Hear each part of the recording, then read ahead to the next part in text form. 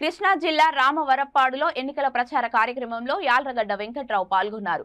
అభివృద్ధి సంక్షేమం కావాలి అంటే తెలుగుదేశం పార్టీ రావాలన్నారు. రోడ్లు చంద్రబాబు నాయుడు పవన్ కళ్యాణ్ కోసం ఎదురు చూస్తున్నాయని, పోలవరం అమరావతి చంద్రబాబు కోసం ఎదురు చూస్తోంది.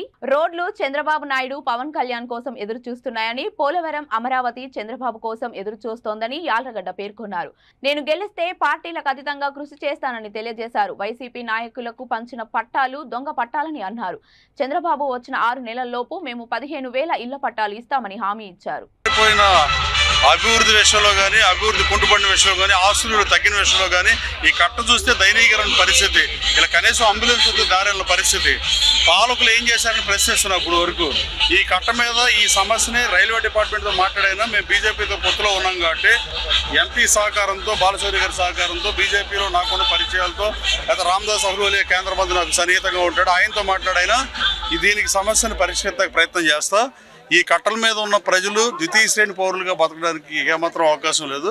వీళ్ళకి ఇళ్ల స్థలాలు తీసేస్తారని పనికిమాలిన వాడు వాగుతున్నారంట. ఈ ఇళ్ల పట్టాలు తీసే స్థితి పరిస్థితి అసలు ఎట్టి పరిస్థితులు ఉండవు. రాజకీయ పార్టీలు అయ్యి ఏదైనా పేద ప్రజల పక్షాన్ని పోరాడతాయి తప్ప ఏ పార్టీ అయినా ఇట్లాంటి కార్యక్రమం చేయదు. వాళ్ళు ఓడిపోతామన్న భయంతో రోమర్ సృష్టిస్తానికి కట్టల మీద ఇల్లు తీసేస్తారు. పనికిమాలిన మాటలు మాట్లాడటం బాధాకరం. ఏ పార్టీ వాళ్ళైనా ఈ కట్టల మీద వీళ్ళు ఎన్నో సంవత్సరాల నుంచి నివాసం ఉంటున్నారు. ఏ ప్రభుత్వం వచ్చినా వీళ్ళు ఇక్కడే ఉంటారు. ప్రభుత్వాలు మారుతూ ఉంటాయి తప్ప ఇలాంటి కార్యక్రమం తెలుగుదేశం పార్టీ అసలు చేయదు. అలాగే సంక్షేమ పథకాలకు తెలుగుదేశం వ్యతిరేకం కాదు. ఎన్టీ రామారావు గారు 82లో ప్రవేశపెట్టిన కిలో బియ్యం ₹2 ఇవాడు ఊరినే ఇచ్చే పరిస్థితి. దాన్ని తీసే సాహసం కానీ ఏ ప్రభుత్వం చేయలేదు. ప్రజాప్రభుత్వాలు 8 మారినా 9 మారినా. అలాగే రాబోయే కాలంలో సంక్షేమ అభివృద్ధి 2 రావాలంటే చంద్రబాబు నాయుడు రావాలని ఈ రాష్ట్రం ముక్తకంఠతో ఎదురు చూసే పరిస్థితి. ఆ రాష్ట్రంలో రోడ్లన్నీ చంద్రబాబు గారు పోయిన అభివృద్ధి విషయంలో కానీ, అభివృద్ధి కుంటుపడిన విషయంలో కానీ, ఆస్తులు తగ్గిన విషయంలో కానీ ఈ కట్ట చూస్తే దయనీయకరమైన పరిస్థితి. ఇలా కనీసం అంబులెన్స్ దారిన పరిస్థితి.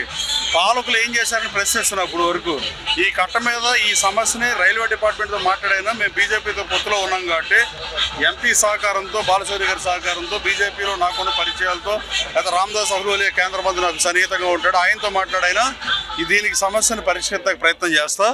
ఈ కట్టల మీద ఉన్న ప్రజలు ద్వితీయ శ్రేణి పౌరులుగా బతకడానికి ఏమాత్రం అవకాశం లేదు. వీళ్ళకి ఇళ్ల స్థలాలు తీసేస్తారని పనికిమాలిన వాడు వాగుతున్నారంట. ఈ ఇళ్ల పట్టాలు తీసే స్థితి పరిస్థితి అసలు ఎట్టి పరిస్థితులు ఉండవు. రాజకీయ పార్టీలు అయ్యి ఏదైనా పేద ప్రజల పక్షాన్ని పోరాడతాయి తప్ప ఏ పార్టీ అయినా ఇట్లాంటి కార్యక్రమం చేయదు. వాళ్ళు ఓడిపోతామన్న భయంతో రోమర్ సృష్టిస్తానికి కట్టల మీద ఇల్లు తీసేస్తారు. పనికిమాలిన మాటలు మాట్లాడటం బాధాకరం. ఏ పార్టీ వాళ్ళైనా ఈ కట్టల మీద వీళ్ళు ఎన్నో సంవత్సరాల నుంచి నివాసం ఉంటున్నారు.